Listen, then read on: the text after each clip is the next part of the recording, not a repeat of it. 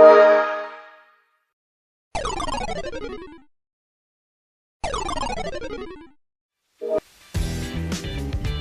semuanya, selamat datang di video gua di minggu ini. Sebelumnya terima kasih karena udah klik ke video ini dan nonton video ini. Di video kali ini gua masih akan ngebahas game-game jadul dan klasik dari konsol Nintendo. Di video ini akan ada daftar game yang gak kalah terkenal sama game di video sebelumnya juga. Terus sebelum kita mulai videonya, jangan lupa untuk like, subscribe, dan juga share video ini. Terima kasih dan selamat menonton.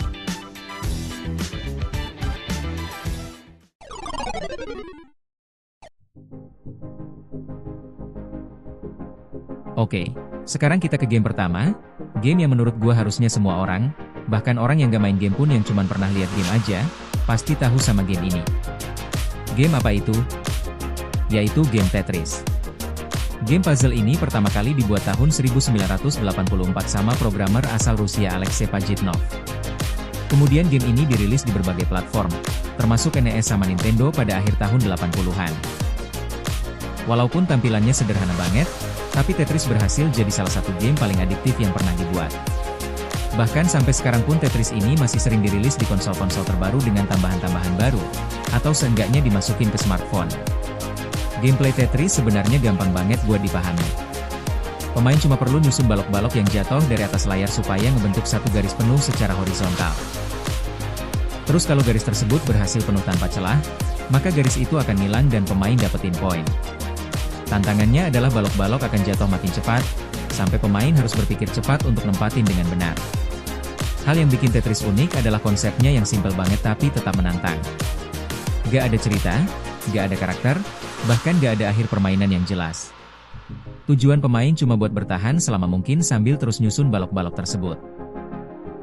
Justru karena kesederhanaan inilah Tetris jadi gampang banget dimainin sama siapa saja, bahkan sama orang yang jarang bermain game sekalipun. Karena gameplaynya yang simpel dan sangat adiktif, Tetris jadi salah satu game yang populer banget di berbagai konsol, termasuk Nintendo. Banyak orang yang awalnya cuma mencoba sebentar, tapi akhirnya malah terus main berulang-ulang. Sampai sekarang pun Tetris masih sering dianggap sebagai salah satu game puzzle terbaik yang pernah dibuat, dan jadi bukti bahwa game gak harus rumit untuk bisa jadi game yang legendaris.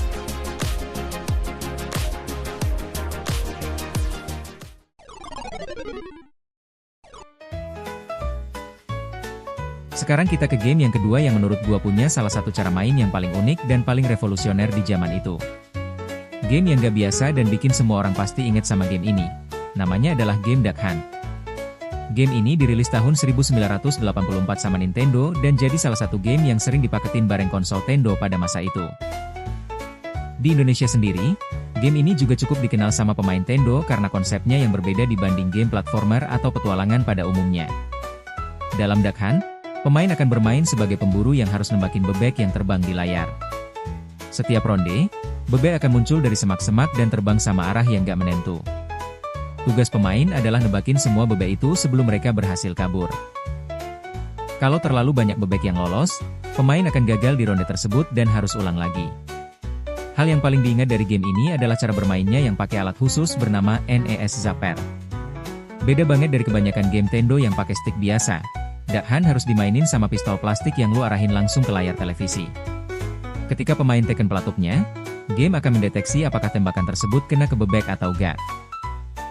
Pada zamannya, hal ini terasa canggih banget dan bikin pengalaman mainnya jadi terasa lebih nyata. Karena konsepnya yang simpel tapi interaktif, Duck Hunt jadi salah satu game yang sangat berkesan bagi banyak pemain Nintendo. Selain itu, karakter anjing pemburu yang muncul di layar juga cukup ikonik, terutama ketika dia ketawa-tawa kalau pemain gagal nembakin bebeknya. Kombinasi gameplay unik, alat kontrol yang beda, dan karakter yang gampang diingat bikin Duck Hunt tetap dikenang sebagai salah satu game klasik paling unik di era Nintendo.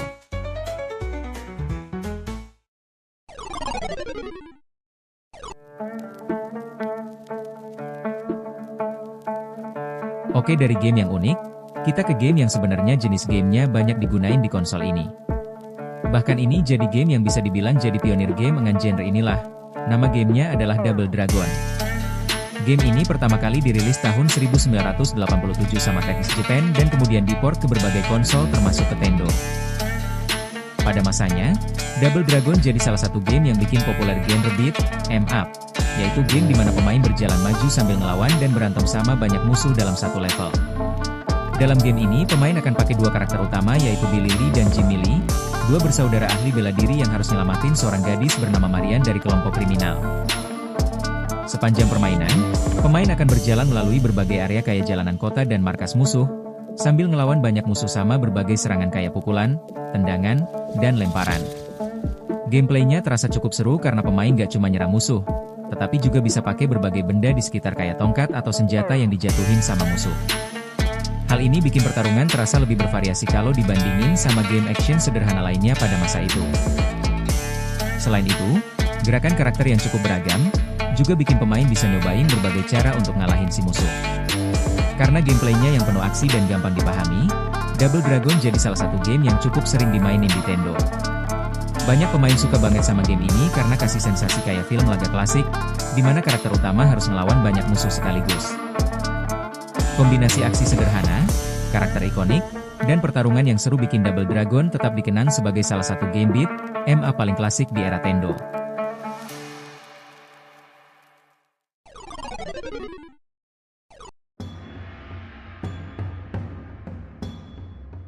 Di game keempat kita masih akan ngomongin soal game berantem-berantem. Nah, tapi kalau tadi kita berantem sama berandalan dan di jalanan, kalau sekarang kita berantem di tempat bela diri. Nama gamenya adalah YR Kung Fu.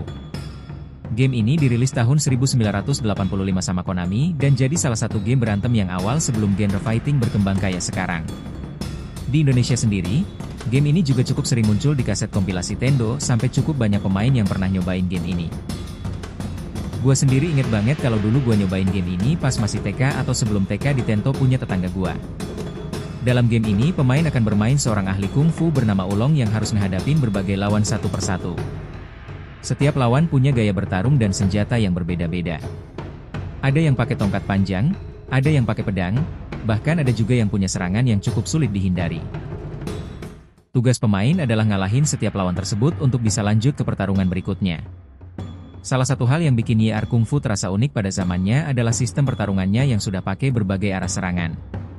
Pemain bisa nyerang ke atas atau ke bawah, ampe nendangin atau mukulin lawan sama berbagai kombinasi gerakan. Hal ini bikin pertarungan terasa lebih dinamis dibandingin game fighting lain yang lebih sederhana pada masa itu. Walaupun tampilannya masih sangat sederhana kalau kita bandingin sama game fighting modern, YR Kung Fu tetap jadi game yang cukup berpengaruh di zamannya. Game ini nunjukin kalau pertarungan satu lawan satu bisa jadi konsep permainan yang seru. Karena itulah banyak pemain Nintendo yang masih inget banget sama game ini sebagai salah satu game fighting klasik yang pernah mereka mainkan di masa kecil.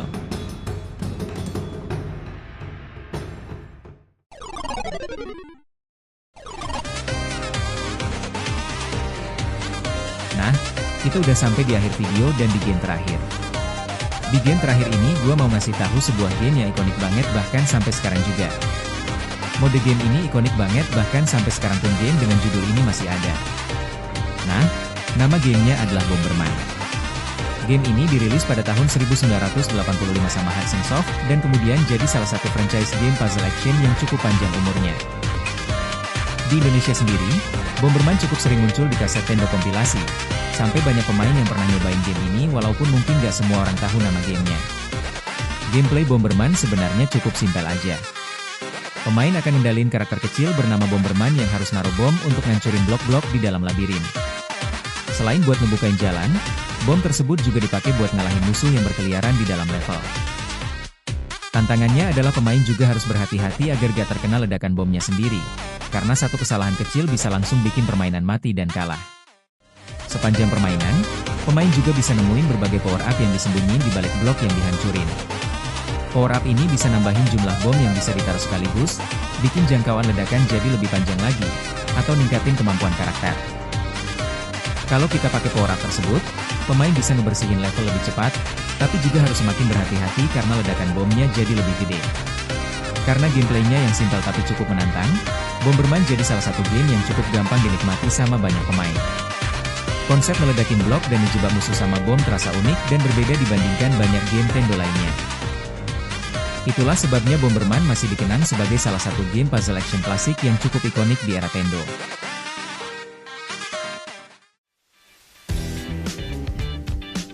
Oke, itu aja untuk video kali ini. Jadi itu adalah 5 game klasik yang juga legendaris yang ada di konsol Nintendo dan banyak orang mainin di zamannya. Lu sendiri pernah gak mainin game-game itu? Jangan lupa tulis di kolom komentar. Kalau ada game Nintendo yang belum masuk ke daftar ini, silakan tulis di kolom komentar juga. Sekian aja, jangan lupa like, subscribe dan share video ini. Terima kasih.